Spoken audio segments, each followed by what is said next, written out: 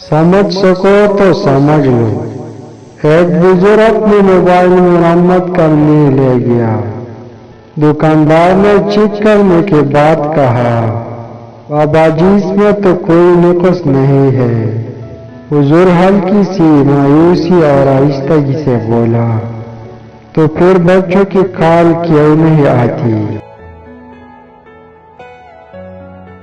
سلطان محمود غزنوی نے اپنے غلام ایاز کو ایک انگوٹھی دی اور کہا کہ اس پر ایک ایسا جملہ لکھو کہ میں اگر خوشی میں دیکھوں تو غمگین ہو جاؤں اور اگر غم میں دیکھو تو خوش ہو جاؤ۔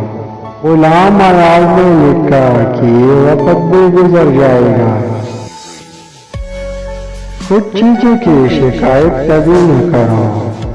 اولاد کے سامنے اپنے بڑوں کی اپنا ذاتی مقام ہوتی ہوئی اس کی تنگی کی اپنی قسمت کی، بھول کر بھی اپنے ماں باپ یا اپنے استاد کی، رخصت کرنے کے بعد اپنے مہمان کی۔